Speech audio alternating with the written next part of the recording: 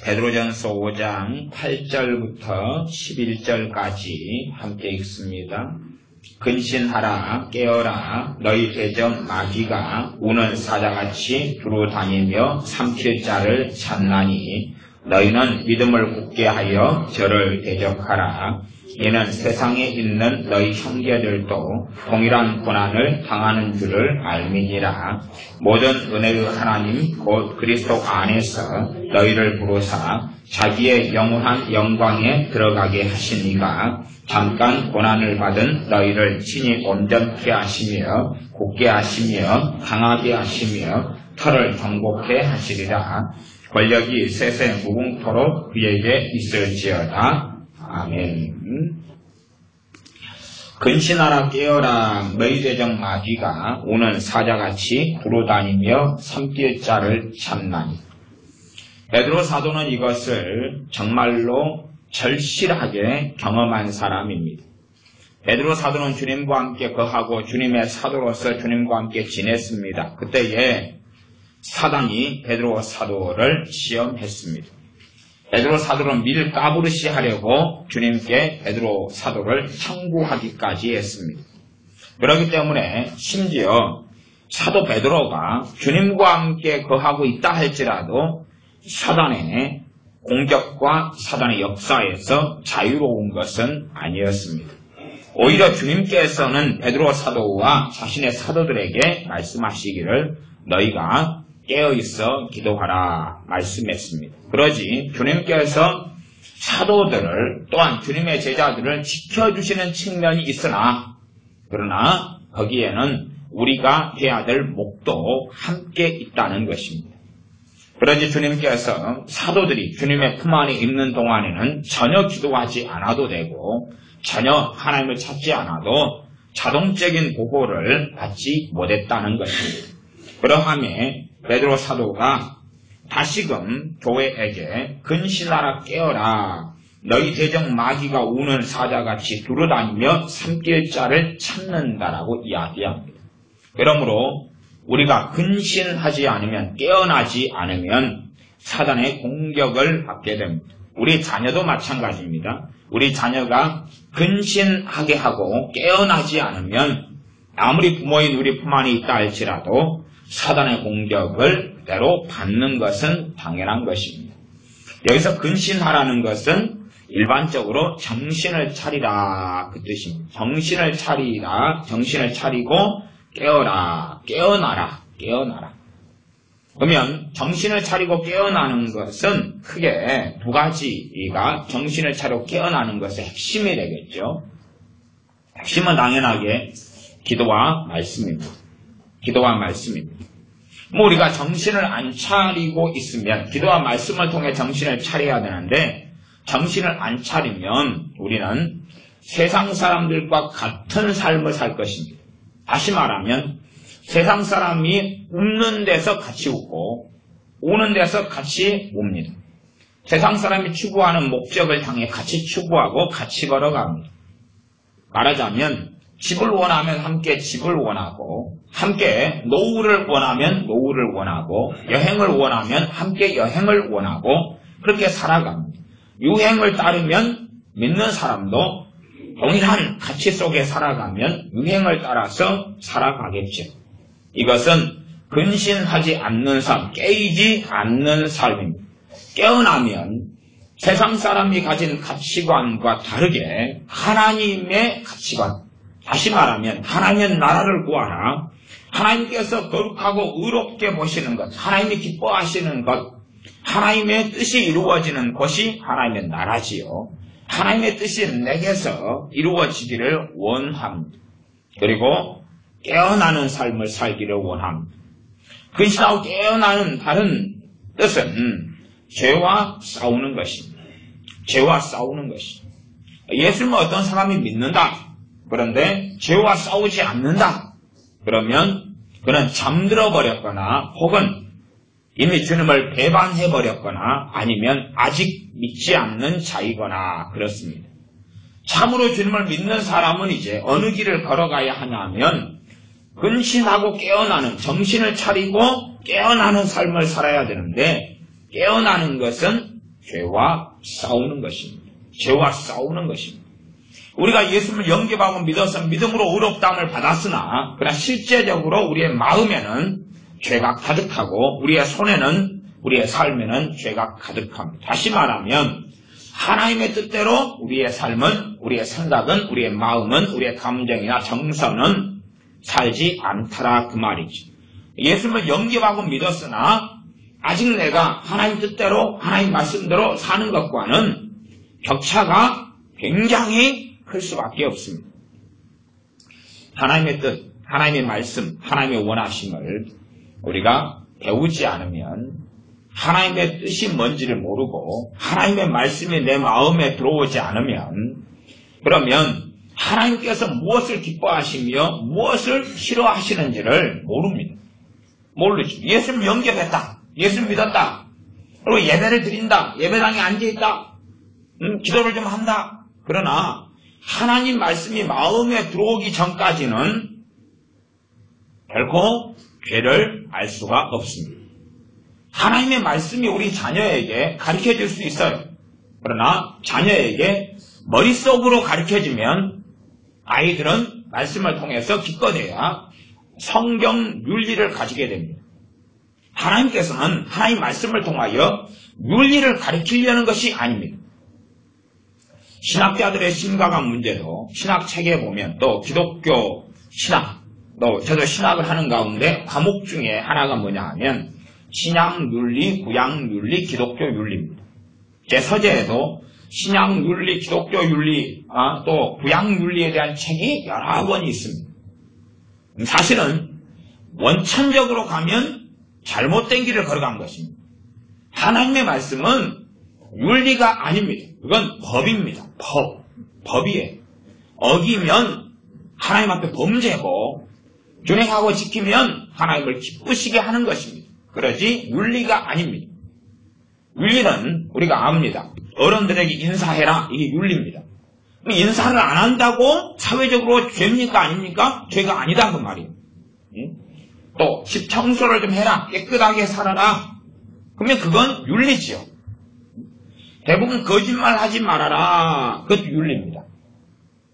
거짓말하지 말아라 안에서 다른 사람의 것을 사기를 치는 것은 그건 죄가 되는 거고 윤리전의 법의 문제죠. 그러나 부모에게 거짓말을 좀 한다든지 그건 형사가 와서 잡아가지 않습니다. 그렇게 거짓말하지 말아라도 부모가 가르치지만 무엇으로 가르치냐 그러면 법으로 가르치지 않고 윤리로 가르칩니다. 윤리는 해야 되는 권고사항이 되죠. 그러나 그건 잘못된 것입니다. 하나님의 말씀에 따라 거짓말하지 말아라는 윤리가 아닙니다. 그것은 법입니다. 법. 하나님의 법입니다. 어길 때는 범죄가 된다는 사실이에요. 그래서 많은 부모들은 자녀들에게 성경을 통해서 신학자들이 하는 것처럼 성경 윤리를 가르쳐가는 거지 법을 가르치지 않습니다. 법이 가르쳐지고 법이 마음에 새겨져야지만이 죄가 뭔지를 깨닫고 회개가 가능한 것이에요. 그래서 우리 자녀들은 거짓말을 해놓고도 그리고 회개할 줄을 모릅니다. 왜 회개가 안 되냐? 그러면 회개는 하나님의 법이 거짓말하지 말라는 하나님의 법이 마음에 들어와야지만이 거짓말을 내가 했을 때에 그것이 죄인지를 마음에서부터 깨달을 수 있는 성령의 역사하심이 있거든요. 그러나 마음에 거짓말하지 말라는 법이 들어오지 않으면 거짓말을 해놓고도 원하는 것은 들키지 않기를 원합니다. 엄마, 내일 학교에 준비물이 필요한데 2만 원이에요, 엄마. 사실은 2천 원입니다. 근데 2만 원이에요, 말하고 안 들키기를 원하지. 그래서 18,000원을 빼돌리는 거죠. 게임방에 가고, 그리고 다른 일을 하고, 그렇게 마음대로 씁니다. 안 들키기를 원하지, 그것이 거짓말 하지 말라는 법이 마음에 들어오지 않았다는 말이에요. 대신에 양심이라도 좀 있으면 자책은 하겠지. 내가 왜 이리 거짓말을 할까 그러겠지. 그러나 하나님의 법이 마음에 없을 때는 전혀 이 죄와 싸울 용의 자체가 없습니다. 죄와 싸우려면 법이 마음속에 들어와야 됩니다. 이게 근신하고 깨어있는 삶입니다. 근데 참으로 믿는 사람이 죄와 싸우는 길을 걷지 않는다면 그는 잠들어버린 사람이고 깨어나지 않은 사람. 우리의 인생 속에 가장 중요한 일은 죄와 싸우고 그리고 거룩해져 가고, 죄와 싸우는 것은 거룩해져 가는 길입니다. 예수를 영접하자마자 주님께서 우리의 거룩함 되셔서 거룩해 되셨다는 한 측면이 있고, 또 하나는 우리가 아직 거룩하지 않은 사람이어서 너희는 거룩해라, 하나님께서 거룩하니 너희도 거룩할지어다 하는 명령을 우리는 동시에 함께 받고 있습니다. 그러나 우리가 죄와 싸우지 않으면 우리의 실제적인 삶에서 하나님께서 명령하시는 거룩하라는 데서의 거룩은 얻을 수가 없습니다. 내가 예수를 영접하고 믿어서 주님께서 우리의 거룩함이 되신 건 진리지만, 그러나 실제적인 삶 속에서 거룩함은 아직은 이제 믿은 사람에게는 거리가 멉니다. 자동적으로 이루어지지도 않습니다. 자동적으로 거룩해지지도 않습니다. 하나님의 말씀이 내 안에 새겨지고 들어온 다음에 싸워야 됩니다. 싸워야 돼. 예를 들어 우리는 참으로 잘 사랑을 배우지 못합니다. 그러면 주님께서 요한복음이나 요한 1서, 요한 사도를 통해서 형제를 사랑해라, 서로 사랑해라, 그 말씀이 우리 속에 들어오면 마음속에 들어왔어요. 형제를 사랑해라, 서로 사랑해라, 그게 들어왔어요. 머릿속에 들어오면 엉뚱한 대로 나갑니다. 마음속에 들어오면 최소한 형제의 사랑이 시작은 됩니다. 어떤 시작이 되냐 그러면 마음속에 형제를 사랑해라 이거 받아들이면 형제를 위한 기도가 되기 시작합니다. 형제를 사랑해라 라고 마음속에 받아들이면 중보기도가 되어져요. 기도가 되어져요. 기도가. 형제를 사랑해라 라고 마음에 떠오르면 그 기도로 전향이 됩니다. 그러나 형제를 사랑해라, 서로 사랑해라 듣고 실천해야지 하고 다른 데서 찾으면 마음속에 들어오기보다는 또 하나의 윤리가 되어집니다. 그리고 기도는 없어요. 형제의 사랑, 우리가 재산이 많고 부유하고 이런 사람은 믿는 사람 가운데는 별로 없습니다. 왜냐하면 하나님께서는 하나님의 자녀를 갑부가 되게 하는 것을 별로 원치 않기 때문에 그렇습니다. 재벌, 갑부, 대단한 부귀영화를 가진 사람으로 하나님의 자녀를 그 자리에 하나님은 놓기를 별로 원하시지 않습니다. 하나님의 나라나 복음의 진보는 결국은 돈으로 되는 건 아니거든요. 사도 바울이 돈이 어마어마하게 많아서 전도를 많이 하고 교회를 세운 것이 아니거든요. 건물을 세우려고 다닌 것도 아니기 때문에 돈은 필요했으나 그러나 그것은 필요 조건만 채우는 정도에서 멈추었습니다. 그러하여 우리 사람은 돈을 많이 가지게 되면 돈을 사랑하는 자리에 나아가고, 돈을 사랑함이 일만하게 뿌리가 된다. 돈을 사랑하면 사랑할수록 하나님을 사랑하는 것에서는 점점 멀어지기 때문에 우리의 수준에 맞게 물질의 복을 주시기를 원하는 거지, 우리의 수준을 넘어서 가지고 물질의 복을 주시기를 원치 아니합니다. 우리가 부부 생활을 한다 그러면 남편과 아내가 있으면 한 사람은 믿고 한 사람은 안 믿는다면, 한 사람은 기도하고 깨어있는 삶을 살다 보면 자기 수준에 주시는 복을 알게 됩니다. 그러나 안 믿는 사람은 당연히 하나님을 섬기지 않기 때문에 이 세상의 기준으로 더 많이 가지려고 더 많이 취하려 합니다. 하나님을 위하여 살고자 하지 않는 사람은 하나님을 나를 위하여 존재하는 분으로 만들고, 그리고 자기의 감당하지 못할 부와 재산을 원합니다. 그리고 그걸 추구하면서 자신의 삶도 망해버리는 것을 봅니다. 그러므로 우리가 근신하고 깨어나는 것은 우리가 이 땅에 살면서 얼마나 부귀영화를 가지느냐, 얼마나 성공하느냐가 아니라 우리가 얼마나 죄와 싸웠느냐, 그리고 얼마나 거룩해져 갔느냐의 이야기입니다. 얼마나 죄와 싸웠느냐, 얼마나 거룩해져 갔느냐. 우리는 사랑이 없기 때문에 죄와 싸우는 것은 형제를 사랑하지 않는 거다. 형제를 사랑하는 길로 나아가면 그 말씀이 마음에 들어오면 사랑을 배우기 시작하는데, 어디에서 배우기 시작하냐 그러면 기도에서부터 배우기 시작합니다. 나를 위한 기도로만 머물지 않고 그리고 기도하게 됩니다. 사실은 많은 사람들이 요즘에 중보기도 같은 게 예전부터 유행해서 중보기도를 합니다. 그런데 깊이 있게 들어가면 그 중보기도, 교회를 위해서나 다른 사람을 위한 기도에 뱃속 안에 깊이 들어가면 어떤 이론이 존재하고 있습니다. 말하자면 남을 위해서 기도하면 하나님이 나를 잘되게 해주실 테니까. 이것은 성경적으로 명백하게 잘못된 것이고 그것은 하나님께 들으시는 다른 사람을 위한 중보기도, 도구가 되지 않습니다. 다른 사람을 위해 기도했더니 하나님이 나를 복 주시더라. 그건 아닙니다. 그건 아니에요. 그건 잘못된 기도에 들어갑니다. 물론 그런 영적인 원리가 일부에는 있습니다. 그러나 전반적으로는 동기 자체가 불순한 것이죠. 순수한 기도가 아닌 거죠. 또한 어떤 중보기도는 또 다른 양상으로 자기의 정욕 가운데 하는 중보기도도 굉장히 많이 있어요. 그런 양상의 중보기도가 아니라 참으로 형제를 사랑하라는 하나님 말씀이 내 마음에 들어와 가지고 이 말씀을 통해서 기도가 솟아나야 됩니다. 구구절절히 저 사람에게 뭘 해달라, 이 사람에게 뭐 해달라 라고 기도하는 건 아니지. 사도 바울의 많은 기도는 각 개인을 위한 기도보다는 교회 공동체를 위한 기도가 많았어요. 교회 공동체를 위한 기도. 사실 우리 기도가 잘못될 때는 어떻게 참 많이 잘못되냐 그러면 기도를 통하여 사람을 조종하려고 그러면 기도가 잘못됩니다. 기도를 통하여 사람을 조종하려고 그러면 기도는 자유를 주는 것입니다.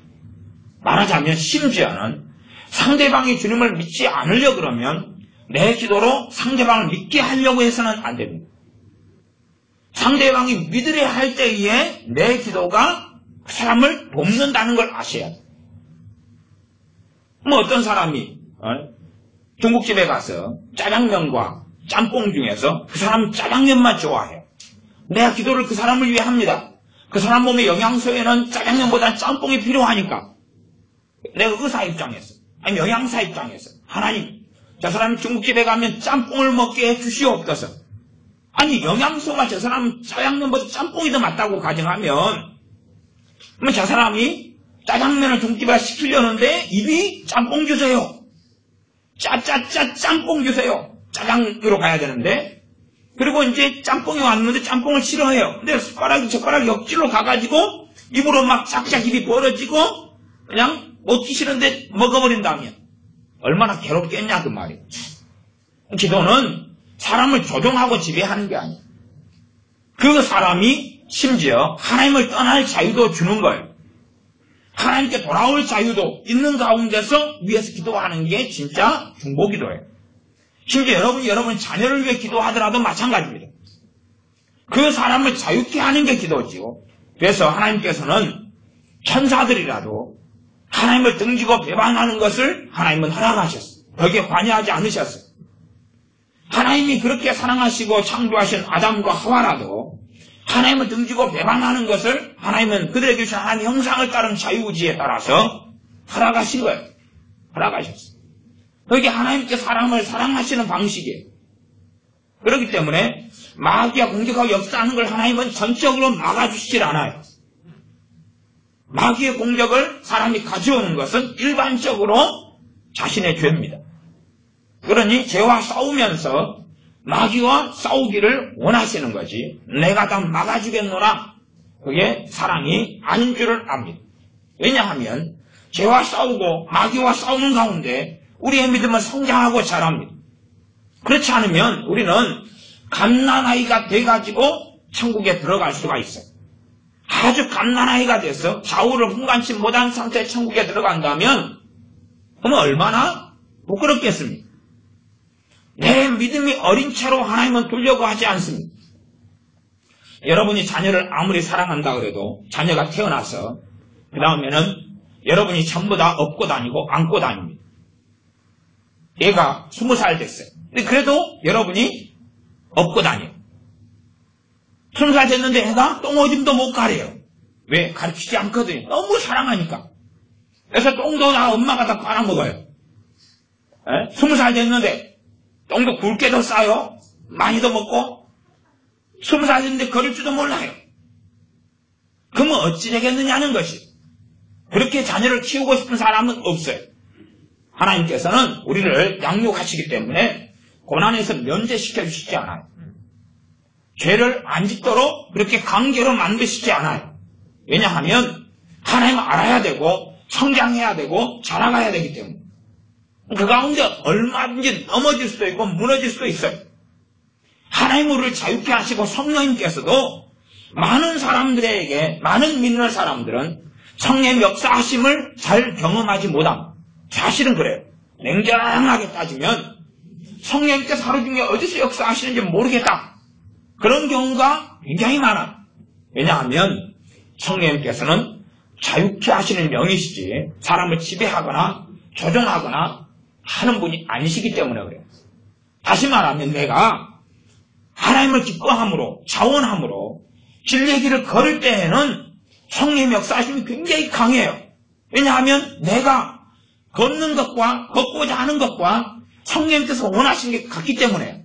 그러나 내가 걸어가고자 하는 길과 성령님께서 나를 인도하고자 하시는 길이 다르면 성령님이 역사하시지 않아요. 왜요? 나를 조종하시지 않기 때문에 그래요. 그러니까 여러분의 기도가 사람을 조종하는 기도가 되면 절대 안 됩니다. 좋은 걸 놓고 여러분의 자녀를 위해 기도할 수도 있고, 요 좋은 것, 가장 중요한 좋은 것은 내 자녀가 예수님 믿는 거죠. 그러나 안 믿을 자유를 주는 가운데 기도하셔야 돼요. 왜요? 하나님이 주신 자유 의지로 인한 하나님의 형상의 한 부분은 모욕당해서는 안 되는 부분이 있습니다. 강팍하게 살 자유를 주는 가운데 자녀나 가족과 형제를 위해 기도하는 것. 대신에 그가 돌이키고 나올 때에 그때에 내 기도는 역사하는 거예요. 돌이키고 싶구나. 너무 죄 속에 깊이 들어가 돌이킬 수 없어요. 그때는 내 기도는 도와서 하나님의 은혜가 임하도록 역사하는 것이. 그러나 돌이키고자 하는 마음이 전혀 없어요. 마약을 한다. 마약을 끊을 마음이 전혀 없어요. 그때는 내 기도가 효력이 없다는 것을 하나님께 인정해야 돼요. 왜냐하면 마약하고자 하는 그대로의 상황에서 하나님 마약을 끊게 해주시옵소서는 그 사람의 자유의지에 반하는 거거든. 그러나 그 사람이 마약을 끊고자 해요. 그러나 안 끊어지죠. 마약이 깊은 중독인데 어떻게 끊어지겠어요. 그러나 삶을 돌이키려고 해요. 그때 우리 기도는 효력이 있어지기 시작해요. 그것이 사실상 기도의 위치고 자리예요. 우리 저 사람이 막 성질을 심하게 부리는데 하나님 성질 좀 부리지 않게 도와주십시오. 그러면 그 사람이 그냥 단지 성질을 안 부리려는 게 아니라 본질적으로는 하나님 앞에서 성질 부리지 않도록 하나님께로부터 그 은혜를 구하고 터닝을 할 때에 내 기도가 도와줄 수가 있어요. 그러지 육신적으로 성질 안 부리는 데에 내 기도가 도와주진 않아요. 왜냐하면 그건 하나님이 영광 받지 않으시거든. 안 믿는 사람이 성질 부리는데 성질 부리지 않게 해주시옵소서 기도해봐야 효력이 없다는 이야기예요. 효력이 없어요, 그건. 그러면 그 사람이 성질 안 부리면 누구의 영광입니까? 자기의 영광이지 하나님의 영광이 아니잖아요. 그 사람이 하나님께 돌아와가지고 성질을 많이 부리는데 성질 부리지 않도록 해달라는 기도는 도움이 되는 기도예요. 대신에 그가 성질 부리는 거에 대한 자기 죄를 깨닫고 돌이키려 할 때 그때만이 그 기도는 역사하고 효력이 있어요. 그렇지 않으면 하등의 기도가 열매 맺지 못하고 무용지물이 되는 것이. 기도는 저축되는 게 아닙니다. 기도는 저축되는 게 아니에요. 10년지를 놓고 기도하면 그 기도가 저축되는 게 아니에요. 사람은 기도를 자꾸 저축이라고 생각하는데 이루어지면 이루어지는 거고 아니면 아닌 거예요. 쓸모없는 건 쓸모없는 거예요. 그러지 저축돼가지고 어떻게 한다 그런 건 아니에요. 그런 양상으로 보이게끔 하는 기도에 어떤 부분은 있어요. 그러나 일반적인 이야기는 기도는 축적되거나 저축되거나 하는 건 아니에요. 그때에 해당되거나 해당되지 않거나 그런 거예요. 말하자면 어느 쿠폰이 있는데 이 쿠폰은 며칠까지 써야 됩니다. 아니면 7월 말까지입니다. 그 유통기한이 있다는 사실이에요. 그렇지 그것을 지나가지고 쿠폰을 제시해봐야 유효기간 유통기한 지났는데요. 그런 이야기를 듣는 그것에 해당되는 게 여러분의 기도라는 사실이에요. 그러니 여러분이 어느 때에 맞게 기도하지 않으면 그 기도가 다른 때에 가족을 위해 다른 사람을 위해 쓰이는 게 아니에요. 자, 그래서 근신하라 깨어라를 지금 설명하고 있습니다. 믿는 사람들이 정신을 차리고 깨어있는 삶을 사는 것만이 하나님께 섰을 때에 가치가 있고 부족하지 않아. 그러나 우리가 이 땅에서 먹고 즐기고 마시고 살아가는데 투자하고 산다면 시간이 흘러도 우리의 신앙생활에는 열매를 맺지 못한다 그 말. 그러면 근신하고 깨인다 그 말은 내가 살아가는 삶에 중요한 어떤 것이 있으나 그 자리에 이제 하나님께서 중요한 순위로 끼어들어야 한다는 사실이에요. 하나님이 최우선순위가 바로 될 수는 없어요. 그러나 하나님께서 이제 중요한 자리에 들어가셔야 돼요. 이게 이론은 하나님이 최고로 중요한 분이 되셔야 되는데 인자 주님 믿는 초신자나 아니면 오랫동안 믿었지만은 믿음이 연약한 사람이 하나님이 최고로 중요한 분이 처음부터 될 수는 없어요. 될 수는 없어요. 여기 아마 저는 요즘 시대에는 최고 믿음 좋은 사람은 어느 수준이라고 생각하냐. 그 정도면 저는 하나님과 동행하는 사람 아니면 에녹 선지자 수준이 되지 않을까 생각하는데 핸드폰만큼 주님을 찾는 사람 그러면 최고로 믿음이 좋은 사람 될 거라고 생각해요. 핸드폰을 내가 꺼내가지고 들여다보는 것만큼 주님을 찾고 기도하는 사람 그러면 아마 그 사람의 믿음이 그냥 에녹 선지자 수준은 될 것 같아요. 여러분이 핸드폰 들여다보고 꺼내는 것이 몇 번인가 아마 바를 정자를 써가지고 언제 날 잡아서 확인해 보십시오. 갖고 한 몇십 명만 해주시면 제가 논문 하나 쓰게. 하루에 내가 몇 번을 핸드폰을 끄집어내서 보고 그 다음에 한 번 볼 때에 몇 초에서 몇 분을 보느냐 그리고 바를증기 하나 쓰고 그 다음에 몇 초 몇 분 바를증기 하나 쓰고 몇 초 몇 분 갖고 이제 바를증기 5개면 총 거기에 몇 분 바를증기 5개 총 또 몇 번 그래가지고 하루에 얼마나 하느냐. 제가 예전 알바를 할 때 그런 알바도 했어요. 날밤새 가지고 차 숫자 세기 통행량 조사 알바를 며칠씩 했어요. 날밤을 새가지고 이게 차가 이제 지나가면 몇 시에서 몇 시 새벽 2시에서 3시 사이에 바를증기가 써가면서 이제 하고 3시에서 4시 사이에 바를증기 써가면서 이제 차를 숫자 세는 거예요. 예, 그래서 세면서 이제 일반 자가용하고 화물차 이런 거 또 구분을 하고 그런 알바를 며칠씩 했어요. 돈 좀 됐어요. 왜 그걸 조사하는지는 모르겠어요. 조사를 해보세요. 반농담입니다. 여러분이 얼마나 자주 핸드폰을 끄집어내고 들다보고 꺼낸지는 알 수 있을 거예요. 그러면 그 정도까지 되려면 아주 주님을 높이 그냥 찾고 높은 우선순위에 가지는 거겠죠. 그러니까 그까지는 저는 기대하지 않는다는 말. 그 정도 되면 이제 아주 그냥 최고. 아마 엘리야 선지자도 핸드폰 있는 시대, 지금 시대에 살았으면 핸드폰을 꺼내는 것만큼 주님을 찾지 않았을 거라. 그리고 저는 혼자 생각을 해요. 그래서 천국에 갈 때는 핸드폰을 가지고 엘리야 선지자에게 신형 핸드폰을 선물해 줘야 될 필요성도 있을 것 같아요. 당신도 이거 써봐. 정말 주님 사랑하기 쉬운지. 근신하라 깨어라는 것은 내 삶에 여러 가지 해왔던 패턴과 방식이 있어요. 그 가운데 이제 주님과 함께 시간을 보내기 위해서는 그 어떤 것은 좀 포기해야 됩니다. 그 어떤 건 좀 포기해야 될 거 아니에요. 좀 어떤 것 시간을 줄여야 되겠죠. 변비 같은 사람은 좋을 것 같아요. 변비 같은 사람은 화장실에 가서 1시간을 버텨가지고 겨우 처리했으면 그러면 하나님께 변비가 치유받으면 시간이 남잖아요. 5분 만에 해결하고 55분이 남으니까. 또 이 사람은 또 55분 남으면 잠자거나 핸드폰도 들다 보는 것도 쓴단 말이에요. 치유받고 5분 만에 해결하고 55분을 하나님께 투자하라 그 말이죠. 이게 우리의 24시간 가운데 근신하고 깨어나려면, 정신잘 깨어나려면 하나님께 투자해야 돼요. 하나님께 투자해야 돼요. 이렇게 설교를 듣는 것은 여러분을 바꿔주지는 못합니다. 여러분을 바꿔주지 못해요. 여러분이 대신에 적극적으로 말씀을 들으면 변화를 지금 해갈 수가 있어요. 제가 기도에 대하여, 기도는 굉장히 쉬우려면 쉽다 그랬어요. 지난주 금요일날 설교입니다. 기도 굉장히 쉬우려면 하나님 말씀을 마음에 담으면 기도는 나와요. 여러분이 말씀을 마음에 담으려고 되새김질을 하면 거기에서 기도가 바로 나와요. 기도가 되어져요. 기도를 기승전결 아니면 서론본론 결론 아니면 한 문장에 주어 서술어 목적어 그런 식으로 해서 문장을 정확하게 만들 필요가 없거든요. 마음에서 하는 기도는 두서가 없어도 돼요. 중심만 가지고 있으면 되거든요. 아버지, 그래 기도가 끝나요. 마음에 기도의 내용이 있기 때문에 하나님의 중심을 감찰하시기 때문에.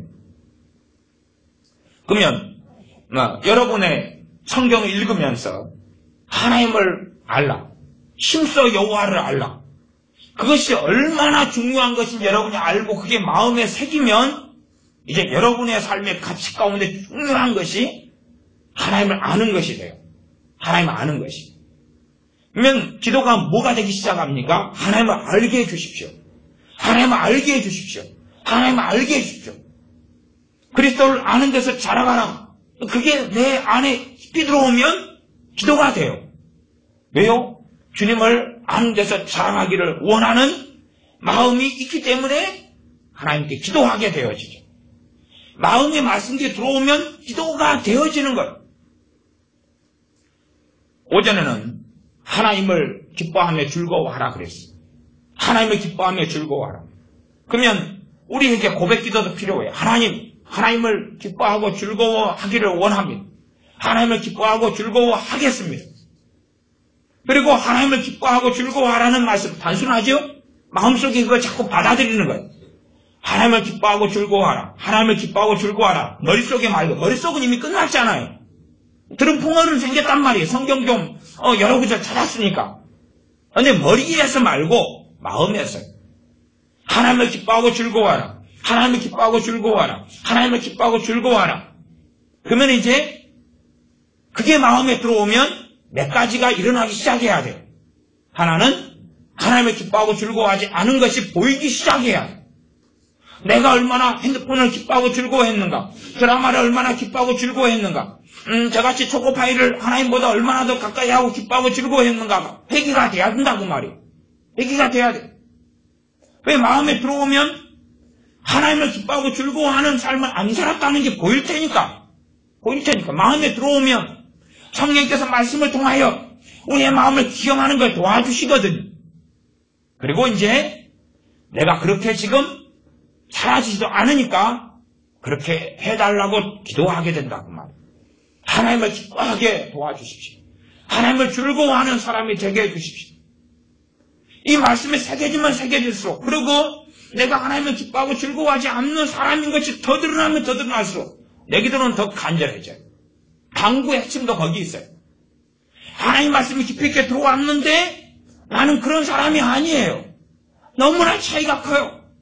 소위 말하면 하나님은 100점을 요구하는데 나는 0점이더라 그 말이에요. 그러면 그게 마음에 들어왔으면 간절해지는 거예요. 대부분 우리 자녀들은 공부에 대해 간절하지 않습니다. 공부를 해야 되겠다는 것이 간절히 들어오면 아이들은 이게 동력이 돼가지고 공부에 대해서 하나님께 기도도 합니다. 그리고 도움도 구하고 또 간절하게 되어서 움직이게 되죠. 그러나 공부해야 되겠다는 게 머릿속에만 있을 때는 행동력은 나타나지도 않고 마음의 간절한 기도도 안 됩니다. 입술로는 노력하지 않으면서 기도는 될 수 있겠지만 진심으로는 아니죠. 하나님을 기뻐하고 즐거워하는 것을 여러분이 묵상을 하는 거예요. 여러분이 되새김질 하는 거예요. 반복을 하는 거예요. 떠올려가지고 하나님 기뻐하고 즐거워하라. 하나님 그렇게 내가 살기를 원합니다. 그리고 마음에 자꾸 받아들이면 회개가 일어나고 그 다음에 기도가 되고 더 깊이 들어가고 더 깊이 말씀을 통해서 우리의 삶을 조명해 보여주시면 그 다음에는 그걸 놓고 간절한 기도가 된다고 그랬어요. 그것이 하나님의 나라와 하나님의 의를 구하는 거예요.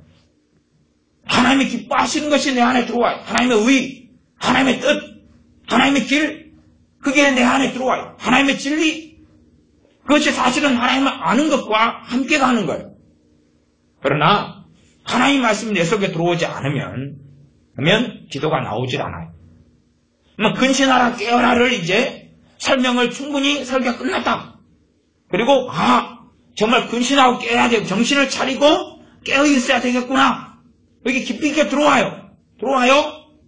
그러면 무엇이 되기 시작합니까? 우리의 삶이 말씀을 통하여 보여지기 시작하도록 성령님이 도와주셔요.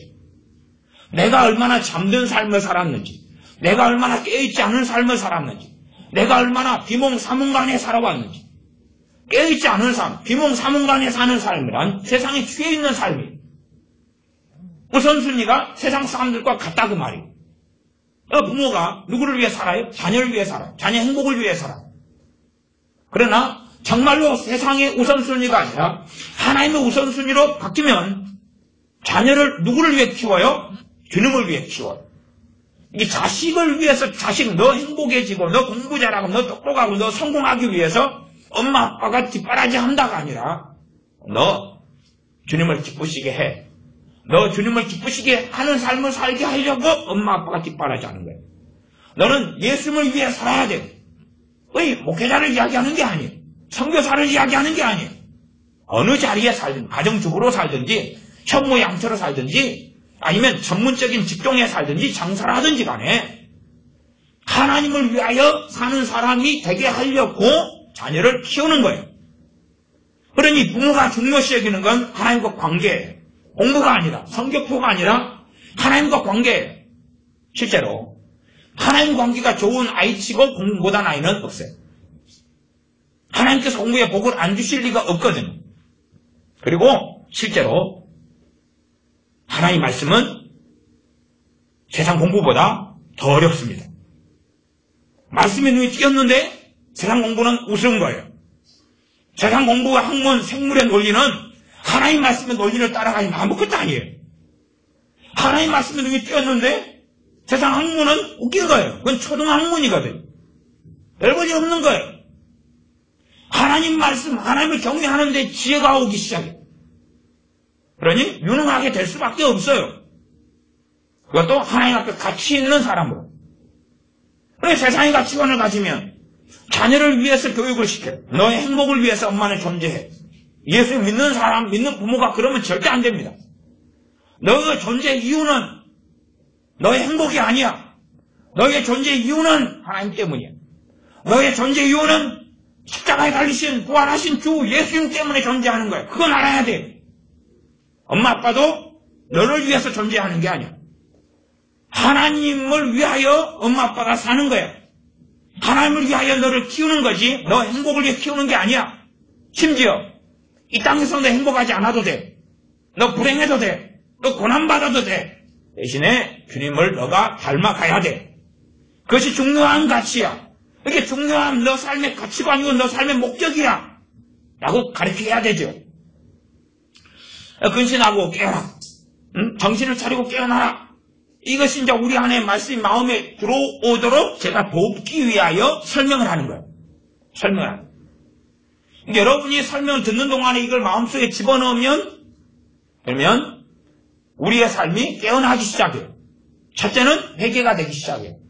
얼마나 내가 세속적이었는지, 얼마나 내가 세상 가치관에 매어 살았는지, 세상의 기준, 세상의 행복, 세상의 만족, 세상의 성공, 세상의 명예, 명성, 그것에 매어 살았는지, 그리고 하나님 앞에서 내가 깨어있는 삶이 아니라 시간이 흘러가도 무가치한 삶을 살았는지를 알게 된다는 사실.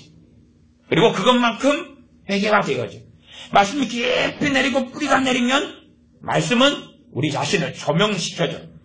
말씀은 우리로 하여금 회개케 하는 능력이 있어요. 말씀은 회개케 하면서 주님을 찾게 해요. 그리고 거룩해져 가지. 성령님이 회개하는 사람에게 임하고 역사하세요. 말씀대로 살아야 되겠는데 말씀대로 살지 못하는 것 때문에 애통하는 사람에게 성령 충만이 오는 거예요. 성령 충만은 우리를 재미나게 하려고 있는 게 아니에요. 우리 행복하게 하려고 있는 게 아니에요. 내가 우울증에 걸리고 불행하고 몸이 아픈데 성령 충만이면 우울증이 치료되고 병이 치유되고 재미나게 하려고 성령 충만을 주시지 않아요. 그래서 지금 현재 많은 믿는 사람이 간혹 가다가 성령 충만을 기도하지만 대부분은 받지 못합니다. 그 이유는 명백해요. 자기의 영광을 위하여, 자기의 평안과 안식을 위하여 구하는 게 성령 충만이거든. 그러나 진짜 성령 충만은 성령께 충만히 그리스도인 안에서 역사하시는 이유는 거룩히 하시려고 역사하시는 거예요. 하나님의 뜻으로 하나님의 말씀, 하나님의 진리의 길을 걷는 대로 편인하게 하시려고, 그 길을 걷게 하시려고 성령 충만히 마시는 거예요. 그러니 현 시대의 성령 충만을 대부분의 사람이 받지 못하는 것은 특별한 일이 아니에요. 애통하는 사람에게 성령 충만이 와요. 애통하려면 하나님 말씀이 마음에 뿌리가 내리고 들어가야 돼요. 하나님 말씀이 우리 안에 들어와야 돼요. 들어와야 돼요. 들어올 때에 말씀이 하는 것이 우리를 드러내고 우리를 보여주고 조명하고 우리가 어떤 상태인지 어떤 삶을 살아왔는지가 보여지고 우리는 우리의 죄를 가지고 아버지께 주님께 나아갈 수가 있어요. 근신하라 깨어라. 기도 생활에서 깨어나야 돼요. 사도들에게 그래서 주님께서는 너희가 한시도 깨어 기도할 수 없더냐? 라고 말씀하셨어요. 깨어있어 기도하라라고. 기도 생활 안 하는 사람은 잠든 사람, 깨어나지 않은 사람. 기도 생활을 제가 머릿속으로 하는 기도 생활은 한계가 있다고 그랬어요. 생각해 보세요. 많은 믿는 사람들이 기도할 줄 잘 몰라요. 그리고 기도할 줄 모르니까 이제 원하는 게 뭐냐면 기도문을 원해. 기도문. 제가 어떤 기도문 나와 있는 책 가지고 설교한 다음에 지금까지 간혹 고통을 당해요. 어떤 책을 가지고 기도문이 나와 있는 책을 가지고 제가 설교를 해놨는데 유튜브에 올려놓으니까 이제 사람들이 기도를 못하는 사람들이 그 설교를 들었어요. 그 다음에 어떤 기대감을 품냐 그러면 와 목사님이 설명한 그 책을 보면 기도를 잘하는데 도움이 되지 않을까요? 그리고 연락을 해요. 그러면 제가 뭐라고 이야기하냐 그러면 예, 그 책 절판됐는데요. 그러면 이제 책을 좀 구해달라는 거예요. 옛날에 저도 책을 수십 권은 어찌어찌 있어가지고 또 우리 교회 식구들이 읽는 책을 또 다시 그 책 필요 없으니까 주시오 얻어가지고 택배를 보내줘요. 그것도 이제 작년 시장 되니까 다 끝났어요. 근데 뒤늦게 설교를 들은 다음에 그 책을 좀 구할 수 없냐는 거예요. 아니 솔직한 말로 그 책을 읽어도 기도하는 데는 별로 도움이 안 됩니다. 원리를 설명한 건데 원리를 듣지 못하는 가운데서는 그 책을 가지고 어떻게 기도하려고 그래요. 그러나 생각해 보세요. 존 낙스가 스코틀랜드를 내게 주시옵소서. 그렇지 않으면 죽음을 주시옵소서. 그리고 이제 기도해가지고 존 낙스가 스코틀랜드 종교개혁을 일으켰어요. 그런데 기도만 해가지고 종교개혁이 일어났을까요? 절대 그렇지 않아요. 기도는 돕는 것이니까. 종교개혁을 일으키려고 그 과정 속에 존 낙스가 얼마나 많은 핍박, 도망, 고통을 당했는지 몰라요. 그리고 설교를 하고 말씀을 증거하고 치열하게 싸우고 그래서 이 존 낙스는 칼든 칼빈이라고 그래요. 이 칼빈 목사님은 굉장히 온건한 사람이거든요. 그런데 이 양반은 칼빈 목사님의 한 그의 제자로서 배운 적이 있기 때문에 칼빈 목사님 신학을 가졌으면서 온건한 게 아니라 과격해요. 기분이 나쁘면 대놓고 여왕한테 편지 써가지고 죽이려는 나쁜 년 막 썩으려는 그러니까 난리가 나요. 그래서 영국 여왕에 대해서 그렇게 글을 써놓으니까 하고 무명으로 이제 딴 사람 이름으로 거짓 이름으로 가명으로 책을 내가지고 영국을 뒤집어 엎어버리니까 영국 여왕이 칼빈 목사한테 연락을 해요. 도대체 당신 제자 존 낙스 어떻게 키워가지고 이런 걸 쓰냐? 그러니까 칼빈 목사님 미안하다고 사과를 해요. 존 낙스를 불러가지고 왜 그랬냐? 그러고 이제 이런 이야기들도 있어요. 굉장히 과격해. 그래서 칼을 든 칼빈이다. 칼을 들고 결국은 전쟁을 통해서 스코틀랜드 종교개혁을 선전시킨 거예요. 결국은 전쟁이죠. 칼을 들고 많이 죽이고 싸우고 그렇게 하는 과정이죠. 자 이제 단순하게 그냥 스코틀랜드를 내게 주시옵소서 부흥을 위한 기도가 스코틀랜드 종교개혁 부흥을 가져왔다 이렇게 생각한다고 그냥 가정해봅시다. 실제로는 말도 안 되는 이야기인데 그건 종교개혁사를 모르니까 하는 철없는 사람들이 하는 이야기인데 그렇다고 합시다. 그러면 존 낙스가 하는 스코틀랜드 달라고 하는 그것은 마음 안에가 뭐가 있었어요? 자신의 조국 스코틀랜드가 있었어요. 스코틀랜드에 대한 애통이 있었어요. 그러니까 나온 거예요.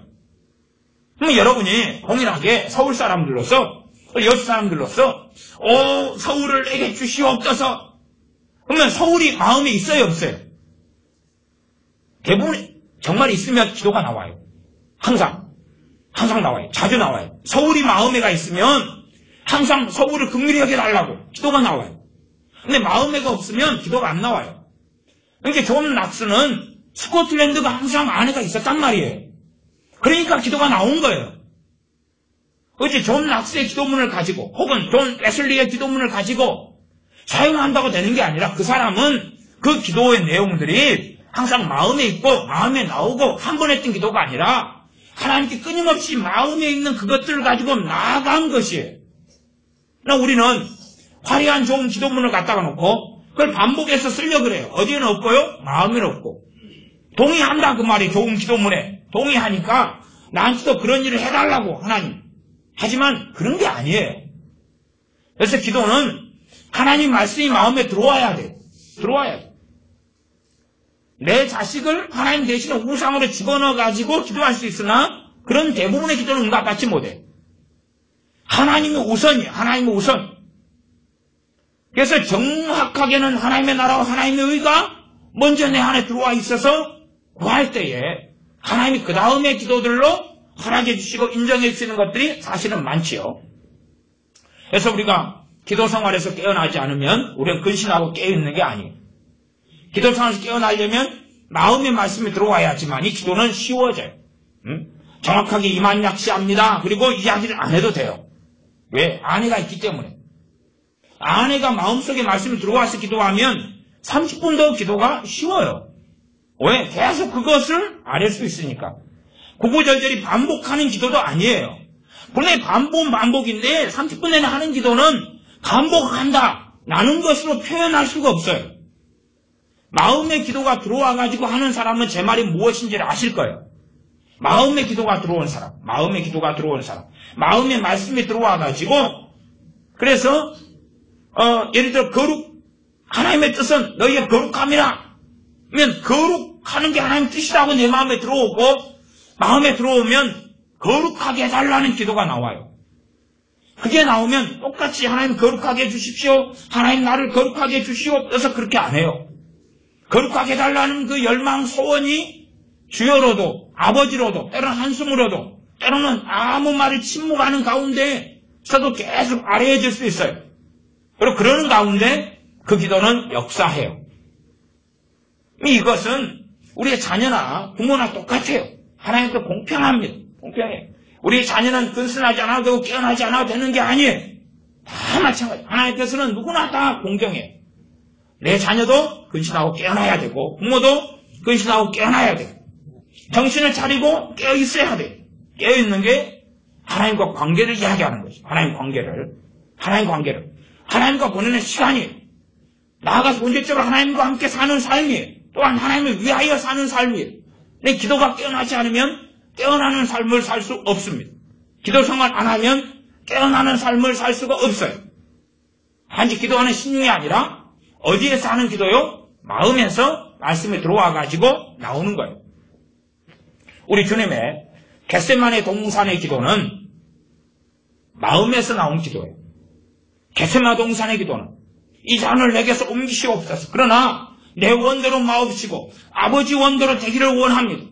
아버지의 뜻, 아버지의 원하심이 주님 안에 사무쳐 있는 거예요. 그렇기 때문에 주님께서는 아버지의 원대로 해달라고 그 기도를 3차례나 1시간 이상씩을 계속 하시는 거예요.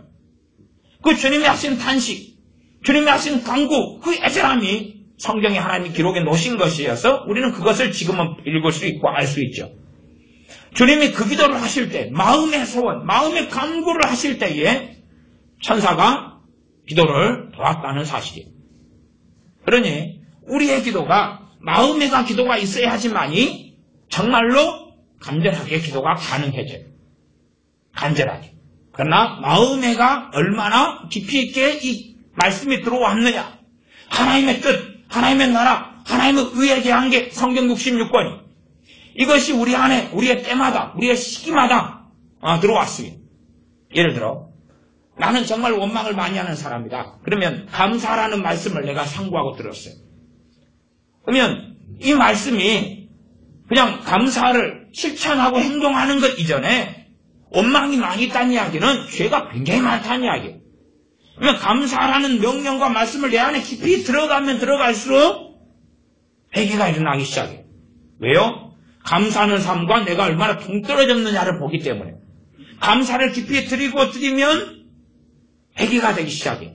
회개가 되기 시작해요. 그런 것을 지나서 그 다음에 하나님 감사하는 삶을 살게 도와달라고 기도가 되기 시작하죠. 마음속에 드리면 성령이 도우셔서 왜 감사해야 되는지를 가르쳐주기 시작해요. 왜 너가 감사할 수밖에 없는지. 그 다음에 너가 불행하다고 생각해서 원망하고 비통하고 살았지만 너가 정말로 가진 게 무엇인지를, 주님 안에 가진 게 무엇인지를 어느 때가 되면 보여주시기 시작해요. 어떤 사람에게요? 감사하라. 그럼 그 말씀을 아이고 내가 오늘부터 실천해야지 라고 철없이 머릿속에 동의하는 가운데 감사 하나님 감사해요. 하루 이틀 3일 애쓰는 사람 말고요. 감사란 말씀을 마음속에 집어넣는 사람, 마음에 받아들이는 사람, 받아들이게 되면 자기가 보인다는 이야기. 그리고 감사하게 해달라고 회개하면서 기도가 되어지고 하나님께 나아가게 되어져요. 하나님 말씀을 여러분이 한꺼번에 지금 현재 기도로 바꿀 수 있는 말씀을 많이 잡아놓게 성령이 하시진 않아요. 그런 내용이 한 30개 있으면 어떻게 하실래요? 30개 감당할 수 있을 것 같아요? 하나의 기도가 마음에 들어와가지고 하게 되면 하나당 30분, 1시간, 10분, 20분은 가볍게 기도가 되는데 30개가 그렇게 돌아가면요. 잠 못 자고 설거지 못하고 밥 못해요. 직장 못 가요. 그러니까 우리에게 그런 것들을 몇 개만 주셔요. 몇 개만. 시간이 여유가 있으면 제가 생각할 때는 여유가 있는 분들은 한 10여 개. 시간 여유가 없는 분들은 몇 개. 대신에 그 몇 개에서 하나님께 나아가면 한 몇 개월 지나면 몇 개 중에 하나가 바뀌어요. 이렇게. 왜냐하면 하나가 많이 이루어져 가거든요. 이루어져 가요. 그 다음에 하나가 바뀌어요. 다른 것으로. 하나님 말씀을 통해서 교만하지 말라, 겸손하라를 하나님 말씀에 받아들이면 내가 얼마나 교만한지가 보여지죠. 내게 얼마나 겸손이 없는지를 알게 되죠. 그 다음에 교만이 회개가 되어져요. 마음속에 들어오니까. 머릿속에서는 깨달아지지 않아요. 마음에서 깨달아지는 거예요. 깨달아지게 성령이 도우시는 거예요. 그럼 그 사람은 계속 때마다 뭘 놓고 기도하게 돼요? 교만 회개하고 겸손케 해달라고 기도하게 돼요. 그런 가운데 성령의 도우심의 말씀 가운데 있어서 내가 어느 영역, 어느 부분들에서 교만해 왔는가를 더 보여주셔요. 그래서 몇 개월을 한참 그렇게 하다 보면 어느 정도 이 겸손함이 내게 나타나기 시작하고 내 교만이 많이 더 보이게 되죠. 그리고 이제 그 겸손하게 해달라는 기도가 다른 기도로 샥 바뀔 수 있단 말이에요. 그 다음에 한 몇 년 지난 다음에 다시 그게 또 와요. 왜냐면 한꺼번에 모든 게 다루어지지 않거든요. 그러니까 다룰 만큼만 일단 다루어요. 다룰 만큼만 딱 다루어요. 그러지 농사 짓는 사람이 땅만 파고 있을 수 있어요? 땅만 파요. 땅만. 아니 땅을 파도 돌이 좀 남아있어도 이제 씨 뿌릴 때 되면 뿌려야지 안 뿌려야 돼요? 뿌려야 되죠. 네, 보니까 땅을 파니까 돌이 좀 남아있어요. 그러니까 씨 뿌릴 때는 넘기고 땅만 파고 있어요. 그러면 안 되는 거죠. 그런 것처럼 하나님께서 한 가지를 가지고 땅만 파게 하질 않아요. 골고루 이제 씨를 뿌리고 거두게 하시고 다시 땅 파게 하시고 하는 것을 여러분이 경험해 보시면 이렇게 좀 로테이션으로 돌아가요. 근데 마음의 기도가 되는 것을 최소 몇 개는 주셔요. 그 다음 그것 가지고 하나님께 나아갈 때 여러분이 기도라면 기도에 있어서 근신하고 깨이는 삶 속에 들어가요. 그리고 이 기도는 당연히 말씀이 마음에 들어와야 되니까 어쩔 수 없이 기도와 말씀의 균형이 아니면 제대로 기도 못합니다. 말씀이 마음에 들어와야지만 정상의 기도가 가능해요. 그러지 나는 기도 사명자니까 기도만 한다. 그건 원래 코미디예요. 그건 코미디. 코미디인데 무슨 코미디냐 그러면 공포영화 코미디. 공포 코미디 그럴까요? 블랙 코미디 그럴까요? 말이 안 되는 이 코미디예요. 원래가 하나님 말씀이 들어오지 않으면 기도는 제대로 할 수 없어요. 그 사람들이 하는 기도는 사실 샤머니즘적이고 이상하고 신비주의적이고 안 좋은 신비주의입니다. 마귀역사 굉장히 많이 틈타 있고 정욕적이고 이런 기도는 밤새워 할 수 있으나 하나님 말씀이 내 마음에 들어오지 않는 한은 진짜 기도는 할 수 없어요. 어떤 기도는 가능하냐 그러면 비상기도는 가능해요.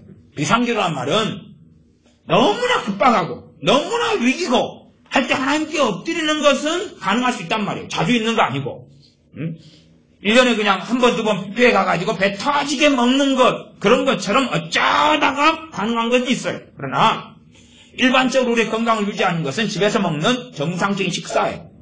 그런 것처럼 일반적인 기도의 양상은 아니라고 말이에요.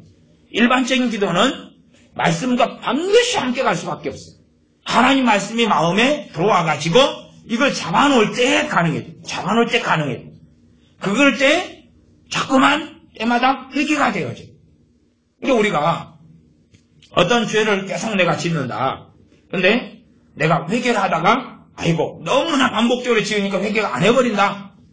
그것은 그 사람의 말씀이 뿌리를 뽑아버린 거예요. 뿌리를 뽑아버린 거예요. 이 말씀을 좀 받아들여도 쉽게 변화는 안 일어나요.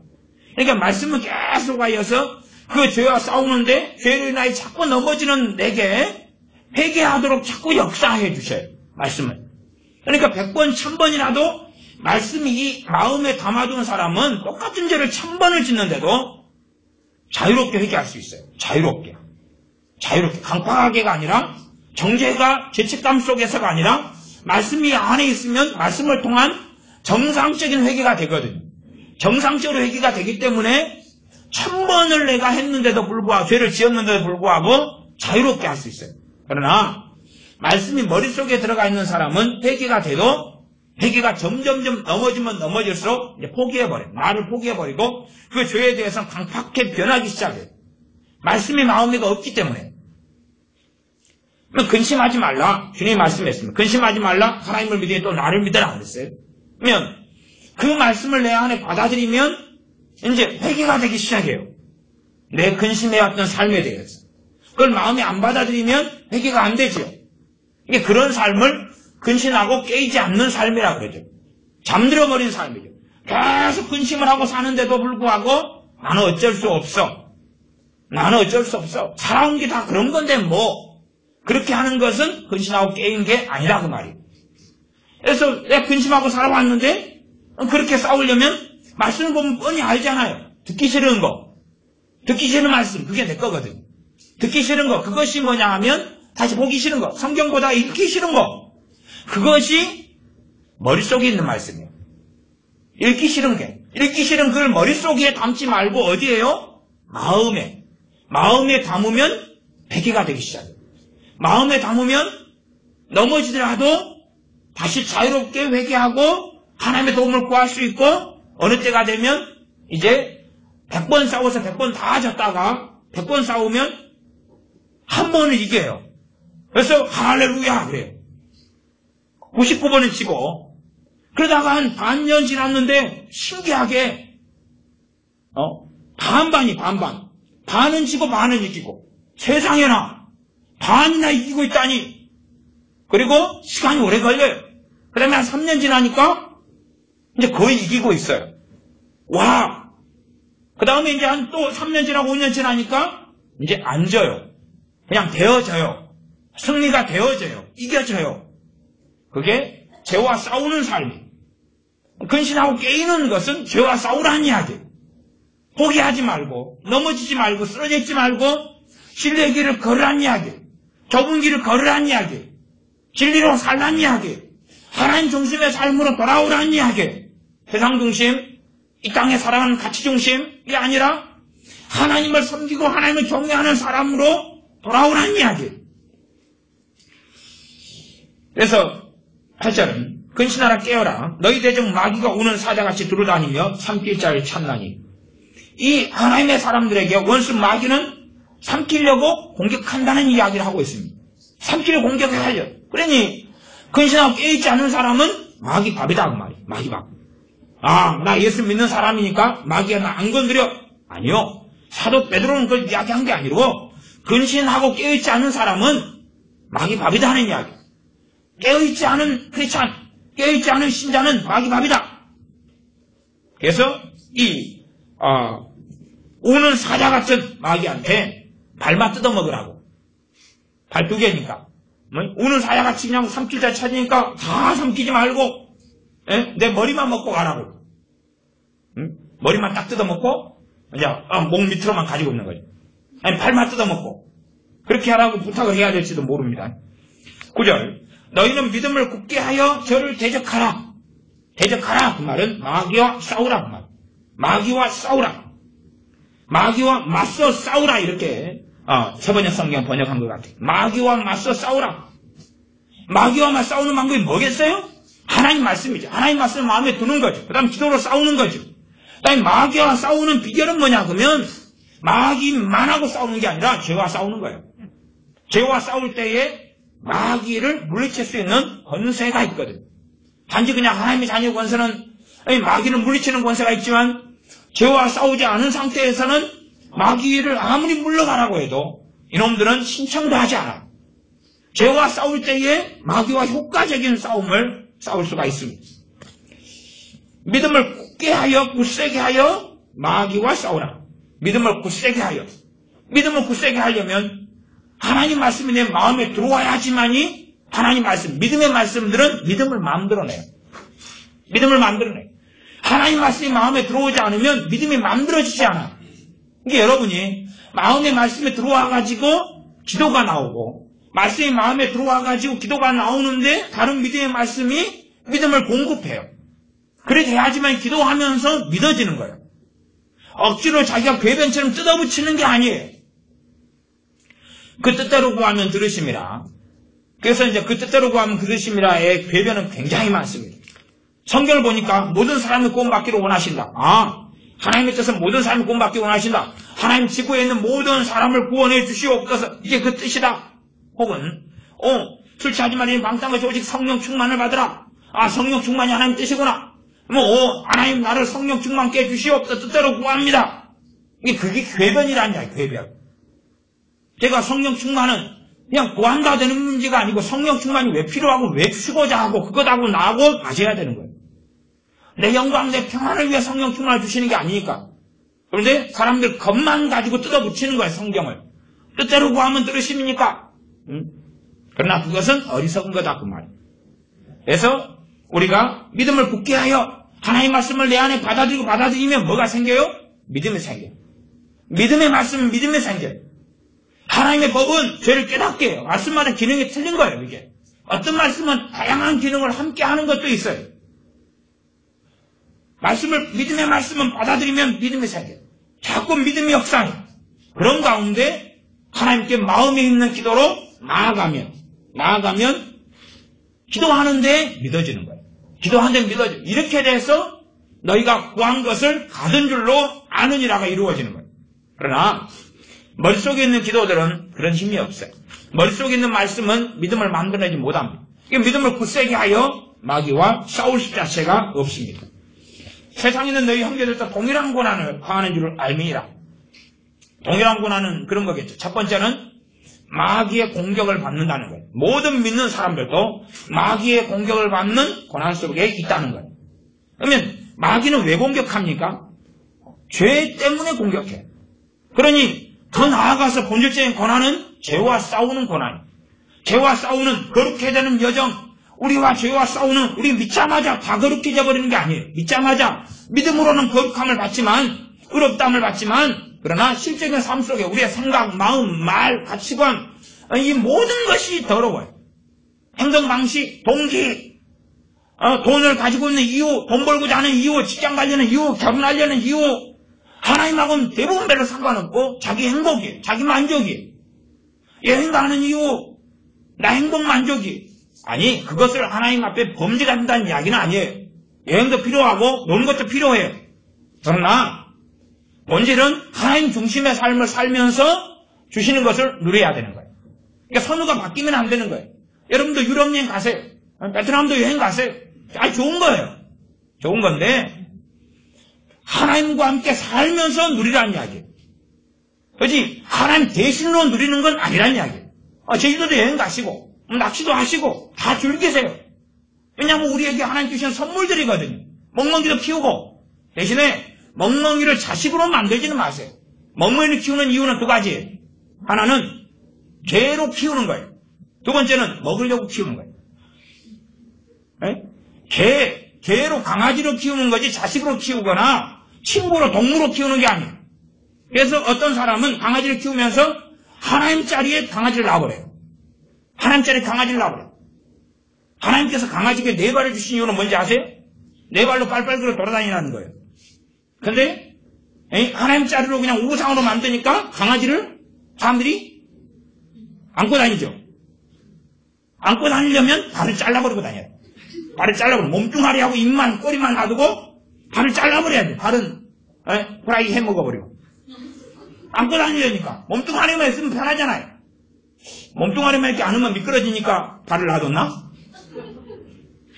그러니 이 강아지를 하나님 만드신 목적하고는 자꾸 병대를 시켜서 강아지를 하나님짜리 집어넣고 우상의 자리로 집어넣어버리는 건 그건 잘못된 강아지 키우기예요. 강아지를 강아지자리에 놓고 애완견으로 우리가 기쁨을 얻을 수 있는데 딱 그 정도 수준에서 멈춰야 되는 거예요.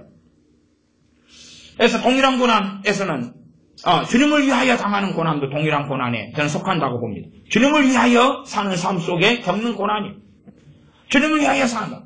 믿는 사람이 다 기도도 하고 하나님 말씀도 묵상하고 예배도 드리는데 너 믿는 사람이니까 너는 기도도 하고 말씀도 봐야 되니까 또 어떻게 하나님께 뭘 해야 되니까 너는 하루를 30시간을 줄게. 불신자는 24시간, 24시간, 신자는 30시간 태양아 멈춰라 그러면 한 번씩 멈춰주고 그렇게 되지 않는다는 사실이. 그러니 그것이 고난 속에 속하죠. 주님을 믿기 때문에 다른 사람은 여행을 가서 일주일을 보내고 놀 수 있으나 우리는 주일날은 여행을 못 가요. 그러니까 저 사람은 6박 7일 가는데 우리는 잘 가야 5박 6일이라고 말이에요. 그런 식으로 믿기 때문에 주님 때문에 제한이 있다는 사실. 그러나 그것은 사실은 복된 거고 좋은 것이죠. 그래서 우리의 삶에 근신하고 깨이는 삶이 사실은 그리스도인은 가장 행복한 삶을 가져와요. 그러나 잠들어버린 삶은 불행한 삶으로 들어가요. 또한 사단의 밥이 되고 고통 속에 살아가요. 나 깨어나는 삶, 기도와 말씀에 깨어나는 삶. 말씀이 어디에 들어가면요? 마음에 들어가면 뭐가 만들어져요? 기도가 나와요. 말씀은 마음에 들어가면 기도의 공장이에요. 기도의 공장. 기도가 나와요. 마음에 여러분이 하나의 말씀을 집어넣었다고 생각합니다. 하나를 딱 집어넣으면 하루 중에도 계속 기도가 쏟아나와요. 쉬지 말고 기도하는 삶을 살아갈 수 있어요.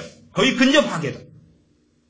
한 3개가 안에 들어왔다 그러면 계속 기도가 돌아가요. 계속 기도가 돌아가요. 그리고 거기에는 성령 역사가 있고 성령 충만이 있고 하나님 말씀이 얼마나 마음속에 들어갔는데 마음속에 들어가기 전까지는 정죄를 주고 자책을 주더니 마음속에 들어오니까 이게 자유하게 하는 율법이 되어버리는 거예요. 정죄하는 율법이 아니라 자유하게 되는 율법이 되어버리는 거예요. 신비한 걸 경험하지. 와, 이게 전에는 그렇게 읽기 싫은 성경 보면 정죄가 있고 자책이 있는데 그 다음에는 마음에 집어넣고 보니까 이게 최고 사랑하는 말씀이 되는 거예요. 최고 좋아하는 말씀이 되는 거예요. 왜 마음에 들어오면서 자꾸 회개가 일어나면서 기경이 되어져 가고 달라져 가고 죄와 싸움에 승리케 하는 원동력이 되거든요. 그러하면 여러분들이 성경 읽다가 어이구 이거 읽기 싫은 말씀 그러면 이건 지금 마음에 말씀이 못 들어가게 소위 말하면 사탄이 장난질 치고 있구나도 아셔야 돼요. 원수 마귀가 여러분을 삼키려고 여러분이 마음에 두어야 될 말씀을 마음에 두지 못하게 장난질 치고도 있는 거예요. 말씀을 어렵게 공부할 필요는 없어요. 하나님 말씀 마음에 두면 말씀은 역사하고 여러분에게 우리에게는 최상의 스승의 성령님이 계셔요. 그러하면 여러분이 하나님 말씀을 읽으시면서 마음속에 담으셔요. 근신하고 깨어라 그러면 우리 힘으로는 사실은 깨어있는 삶을 제대로 살 수 없어요. 그런데 근신하고 깨어라 라고 이렇게 마음속에 두면 그러면 회개가 되면서 무능한 내게 근신하고 깨어있는 것은 하나님의 의예요. 하나님의 의. 깨어있는 건 누구 중심의 삶을 사는 거예요? 하나님 중심의 삶을 사니까 하나님 중심이 하나님 나라지요. 그의 나라와 그의 의를 구하는 거예요. 거기에 기도가 되면. 그러면 거기에 성령의 역사가 있어요. 성령의 충만케 하심이 있어요. 이게 믿는 사람이 성령 충만을 받고 사는 것은 어려운 게 아니에요. 원리만 알면 그렇게 복잡한 게 아니에요. 근신하고 깨어라는 것을 듣기 싫은 말씀. 왜? 내가 깨어있는 삶 안 사니까. 기도 못하니까. 기도를 10년, 20년도 어떻게 할 줄 모르니까. 그렇게 하지 말고 근신하고 깨어라. 그러면 그걸 마음에 받아들이는 거예요. 회개가 되고 기도가 나오기 시작해요. 그리고 성령님이 적극적으로 도와주셔요. 왜요? 우리는 하나님의 자녀로 인치시기 위하여, 돕기 위하여 성령님께서 임하셨기 때문에 그렇습니다. 기도하겠습니다. 아버지 하나님, 근신하고 깨어라, 정신을 차리고 깨어있으라 말씀하신 것을 우리가 듣습니다. 우리가 이 땅에서는 깨어있는 삶을 살지만 하나님 앞에서는 잠들어 있는 삶, 조는 삶을 살아왔던 걸 고백합니다. 기도와 말씀 가운데 잠들었고 졸았던 것을 고백하옵나니 하나님 말씀 우리 안에 들어와서 기도가 솟아나고 기도가 되어지고 그런 가운데 깨어있는 삶, 하나님 중심의 삶, 정말 하나님 안에서 만족을 누리는 삶, 하나님 안에서 위로를 받고 하나님을 통하여 기쁨을 누리는 하나님의 자녀의 삶을 살게 하여 주시옵소서. 우리 주님의 복음이 또한 믿음의 말씀들이 우리 마음에 들어와서 여기에서 믿음에 솟아나고 하나님의 사랑을 체험하고 하나님의 자비를 만나고 정말로 전능하신 하나님께서 우리 주님께서 얼마나 가깝고 얼마나 위대하신 사랑을 또한 함께 하심을 우리와 하고 계시는지를 우리가 깨닫고 찬양하는 사람들이 되게 하여 주시옵소서. 우리 주 예수님의 이름으로 기도하옵나이다. 아멘. 함께 기도하겠습니다.